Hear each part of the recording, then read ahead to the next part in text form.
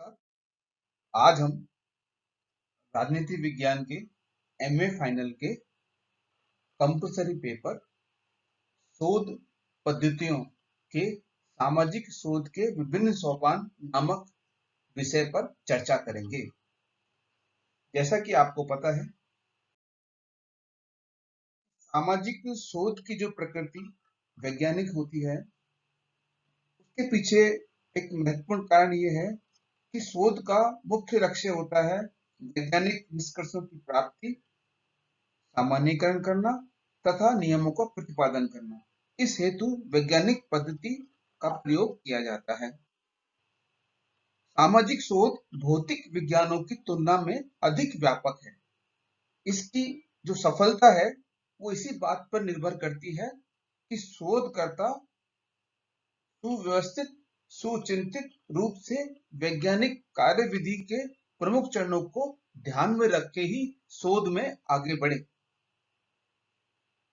इसमें एक निश्चित क्रम से एक चरण से दूसरे चरण में और दूसरे से तीसरे चरण में, इसी प्रकार तीसरे से चौथे चरण में क्रमानुसार विभिन्न चरणों में होते हुए आगे बढ़ा जाता है। कहने का मतलब है कि इसमें पहला चरण, दूसरा, तीसरा एक सीढ़ी की तरह ऊपर चला जाता है, तभी हम लक्ष्य तक पहुंच पाते हैं। सामाजिक शोध के चरण के बारे में यदि हम चर्चा करें तो विभिन्न शोध वैज्ञानिक हैं, उनका अपना अलग अलग मत है। सबसे हम महत्वपूर्ण मानते हैं अगस्त कॉम्टे को, जिसने वैज्ञानिक पद्धति के चरणों का उल्लेख किया है और बताया है कि विषय का चुनाव सर्वप्रथम, फिर अवलोकन द्वारा तथ्यों का संकलन, फिर तथ्यों का वर्गीकरण, फिर तथ्यों का परीक्षण और नियमों का प्रतिपादन। ये एक सामान्य चरण है, लेकिन हम यदि सभी विद्वानों के द्वारा बताए गए शोध के विभिन्न चरणों को समेकित करें तो हम सामाजिक शोध के सोपान के रूप में हम देख सकते हैं कि सबसे पहले हमें समस्या या विषय का चुनाव करना होता है। उसके बाद उस समस्या और विषय से संबंधित साहित्य का अध्ययन करना होता है, यानी कि जो समस्या हमने चुनी उससे उपलब्ध साहित्य, जिसमें सभी प्रकार की पुस्तकें, ज्ञानकोश, अप्रकाशित शोध प्रबंध, अभिलेख इत्यादि। फिर तीसरा चरण होता है इकाइयों का निर्धारण, फिर चौथा होता है प्राकल्पना का निर्माण, पांचवा होता है अध्ययन क्षेत्र का निर्धारण और छठा होता है सूचनादाताओं द्वारा चुनाव। सातवीं की चर्चा करें तो हमें अध्ययन प्रविधि का निर्माण करना होता है। फिर उसके बाद तथ्यों का अवलोकन, संकलन, संपादन, संकेतन, वर्गीकरण करना होता है। फिर तथ्यों का विश्लेषण व विवेचन करना होता है और अंत में सामान्यीकरण व नियमों का प्रतिपादन करना होता है। आज के अध्याय में हम पहले इन 6 जो चरण हैं क्रमबद्ध तरीके से इनके बारे में चर्चा करेंगे। सबसे पहली बात करें तो हमारे सामने आता है समस्या का चुनाव। यह सामाजिक शोध का सर्वाधिक महत्वपूर्ण चरण है, इसलिए हमने स्वाभाविक रूप से सबसे पहले लिया है। देखिए, जब तक अध्ययन कार्य आरंभ ही नहीं हो सकता जब तक कि हमारे दिमाग में उस विषय या समस्या से संबंधित कोई क्वेश्चन नहीं हो। लेकिन ये ध्यान रखने वाली बात है कि दिमाग में उठने वाला प्रत्येक विचार या कल्पना शोध का विषय नहीं हो सकती।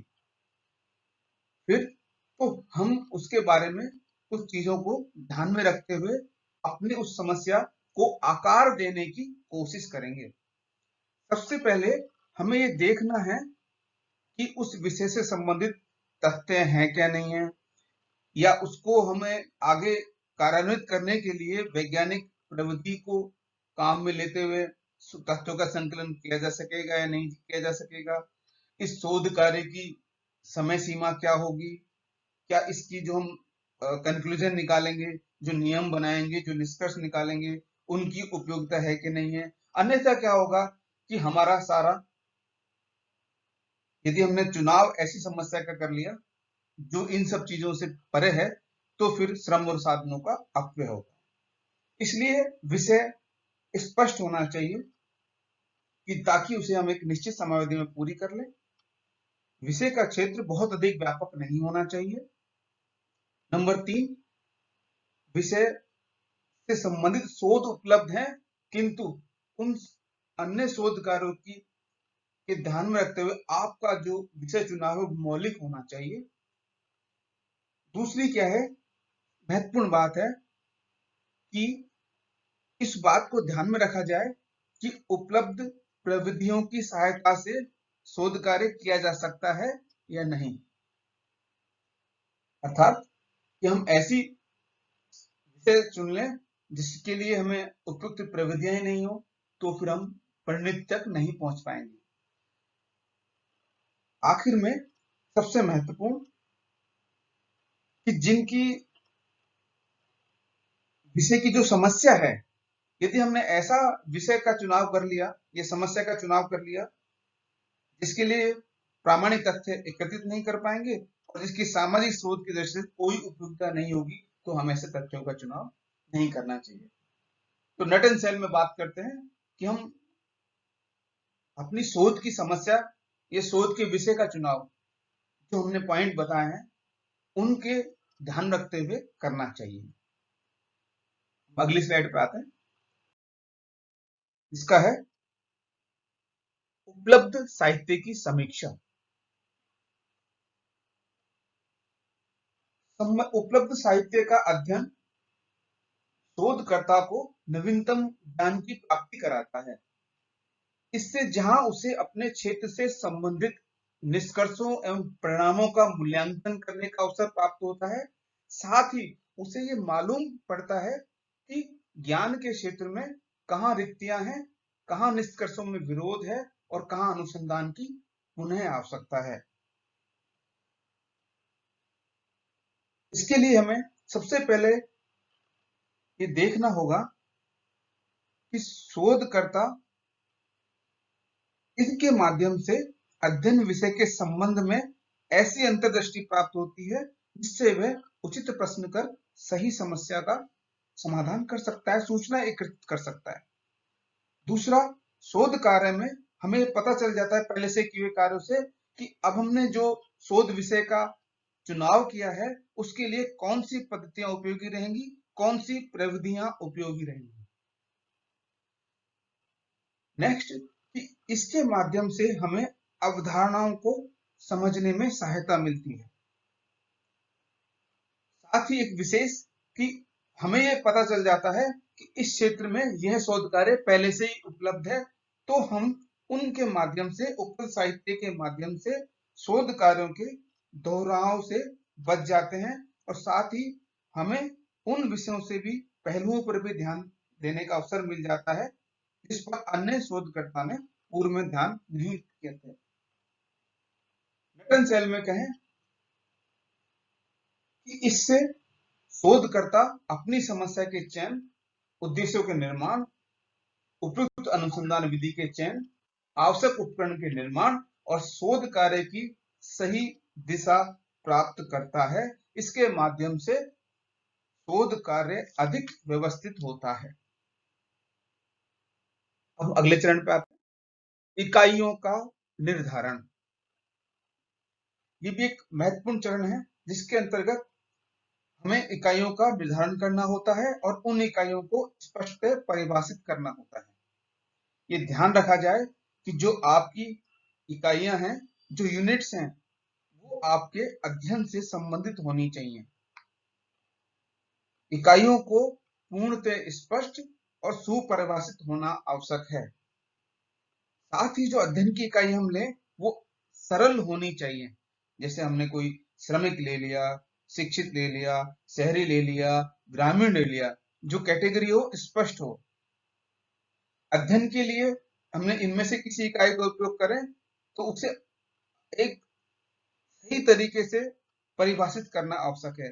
अन्यथा क्या होगा कि कोई शोधकर्ता और सूचनादाता इसके अलग अलग अर्थ निकालेंगे, जिससे ऐसी सूचनाएं प्राप्त हो जाएंगी जिनका हमारे शोध कार्य में कोई सहयोग तो होगा नहीं, बल्कि वो बाधक ही होंगी, और साथ ही हमारी जो शोध कार्य की वस्तुनिष्ठता है वो भी समाप्त हो जाएगी।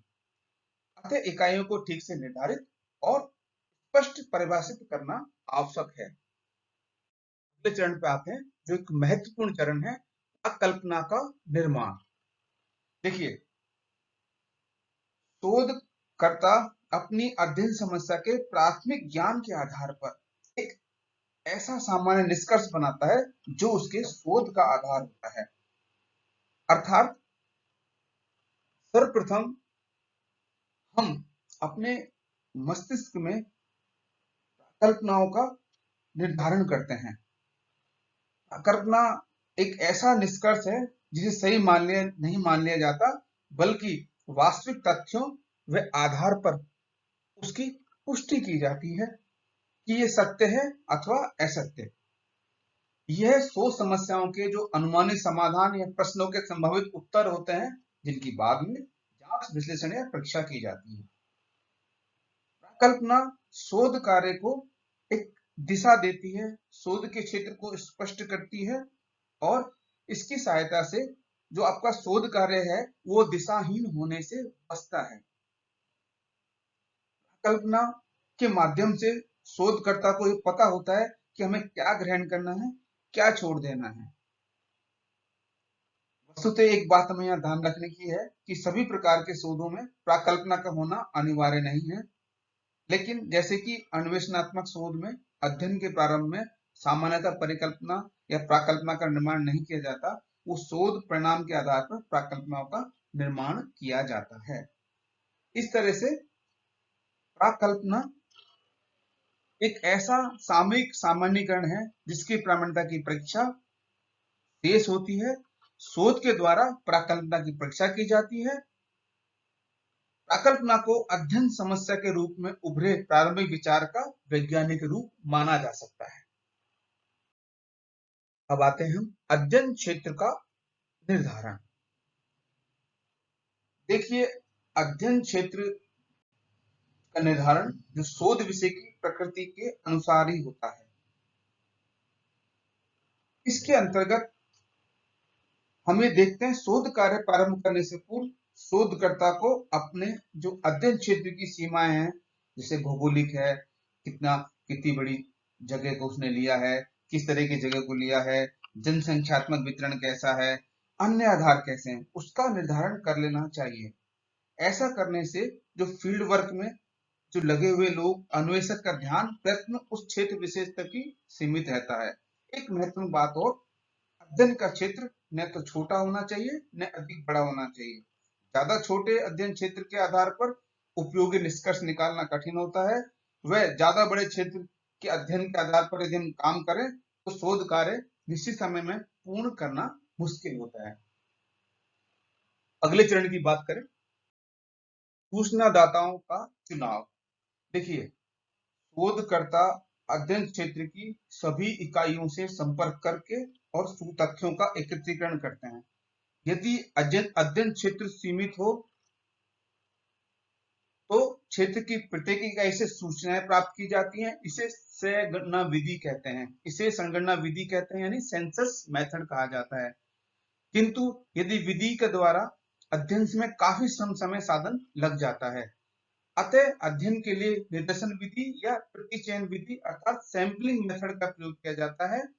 इस विधि द्वारा समग्र प्रतिनिधित्व करने वाली कुछ इकाइयों को चुन लिया जाता है, और इन इकाइयों को भी निदर्शन या प्रतिचयन की निश्चित विधि द्वारा चुना जाता है। अर्थात मान लीजिए कहीं हमने एक शोध विषय का चयन किया और उचित चयन तक होते हुए हम सूचनादाताओं के रूप में हमें चयन करना है। वहां की जनसंख्या है 1,00,000, तो हमें वहां पर 10%, 20% जो है इकाइयों को रूप में हमें चयन करना पड़ेगा, क्योंकि इन निर्देशन के रूप में चुने गए लोगों से जो प्राप्त तथ्य होंगे उनके आधार पर निष्कर्ष निकाला जाएगा, वह संपूर्ण अध्ययन पर लागू होगा। इसीलिए निर्देशन के रूप में सामान्यतः 10%, 20% या अध्ययन क्षेत्र के सीमित होने पर इससे भी कुछ अधिक इकाइयों का चुनाव किया जाता है। हम नेक्स्ट स्लाइड की बात करते हैं। धन्यवाद। आगे हम अन्य जो चरण है शोध के, किस प्रकार हम तथ्यों का संकलन करेंगे, रिसर्च मेथोडोलॉजी को बनाएंगे और अवलोकन करेंगे, संपादन करेंगे, तथ्यों का विश्लेषण विवेचन करते हुए नियमों का प्रतिपादन करेंगे। धन्यवाद।